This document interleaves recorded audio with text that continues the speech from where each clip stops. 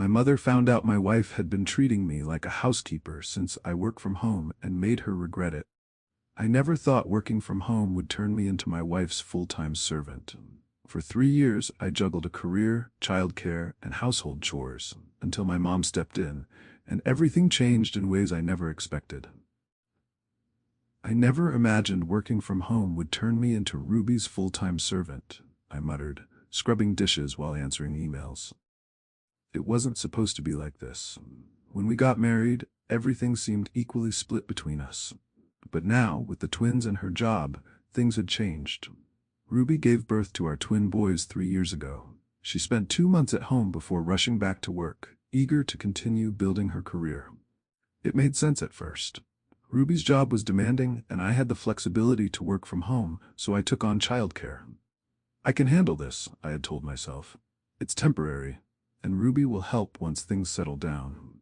But nothing settled down. In those first few months, I did more than just watch the kids. I fed them, changed diapers, and cleaned up messes. Ruby would come home exhausted, drop her bag by the door, and collapse on the couch. "I'm beat," she'd sigh. "Can you handle dinner?"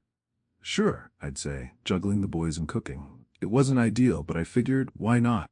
She was tired from work, and I was already home. As time passed, though, I noticed Ruby wasn't just tired. She seemed to expect that everything at home would be handled. I wasn't just a father anymore. I was the cook, the cleaner, and the errand runner. "Can you pick up my dry cleaning?" she'd ask, heading out the door. "Did you start the laundry?" she'd say over the phone while at work. The boys eventually started kindergarten, and I thought, finally, I'll get a break. But Ruby still saw me as the person responsible for everything at home. It didn't matter that I worked full-time too. One night, I brought it up. "Ruby," I said, sitting next to her after the kids had gone to bed, "I think we need to divide the chores a bit better. I'm working too, and I can't do everything by myself." She looked up from her phone, frowning slightly. "But you're home all day," she said. "You have time to do these things." I felt a sharp sting of frustration. "I'm working too," I said, trying to keep my voice calm. "It's not just about being at home. I need some help." Ruby sighed, rubbing her temples. "I'm exhausted when I get home. My job takes everything out of me. Can't you just keep managing it for now?" I didn't argue. I let it go. But inside, I was fuming. How could she not see that I was exhausted too? I didn't want to live in a messy house, so I kept up with the chores, but it was wearing me down. It wasn't just the housework. I missed my friends. I hadn't gone out in months. If I wasn't working, I was either cleaning or taking care of the kids. My life was shrinking, and Ruby didn't seem to notice. The breaking point came when my mom unexpectedly dropped by one afternoon. She never visited during the week, but she had made lasagna and thought I might like some. When she walked into the house, I was in the middle of cooking dinner, folding laundry, and trying to answer a work email. She watched me for a moment, her eyes narrowing. "What on earth are you doing?" she asked, her voice full of surprise. "Just the usual," I replied, trying to smile. "Cooking, cleaning, working, the usual." Mom put the lasagna down on the counter and stared at me. "Do you do this all the time?" I nodded. "Yeah, Ruby's really busy with work, so I handle most of the house stuff." Her brow furrowed. "This isn't right. You're working too. You shouldn't be doing everything." I shrugged, feeling a lump form in my throat. "I don't mind it, Mom, but it's getting hard. I haven't seen my friends in months. I'm exhausted." Mom's expression changed. There was a fire in her eyes now. "This has gone too far. I know exactly what needs to be done." Before I could respond, she was already grabbing her phone. "Mom, what are you doing?" "You'll see," she said, her voice firm. The next day, Ruby called me at work. Her voice was shaking with anger. Ruby's angry voice buzzed through the phone. "How could you do this to me? I have yoga, a waxing appointment, and a manicure scheduled." I blinked, unsure of what was happening. "What are you talking about?" "My weekend. Your mother showed up out of nowhere this morning and said, 'I'm on my own with the kids.' She said you needed a break." I froze. Mom hadn't mentioned her plan. "Wait, she what?" "She's taking you to a spa with your friends for the weekend," Ruby snapped, her voice rising. "I don't have time for this, and now she's left me with everything." I could hear the frustration in her tone, but underneath it was something else, something closer to panic. Before I could respond, I heard a rustling sound on the other end of the line. Then my mother's voice cut through. "Ruby, you've been taking advantage of him for too long," Mom said, her voice calm but firm. "Why do you think your time is more valuable than his? He works full-time, just like you, and yet he does everything around the house. That ends now." There was a pause. Ruby didn't reply at first. I could imagine her standing there, stunned, not knowing how to respond. "Mom," I started, but she cut me off. "Don't worry, son, I've got this," she said, her tone softening for me. "You're going to that spa, and Ruby's going to see what it's like to handle everything herself for a change." Ruby stammered, "But I didn't realize." Mom didn't let her finish. "Well, now you will. Have fun with the kids, Ruby. It's about time you spent some quality time with them."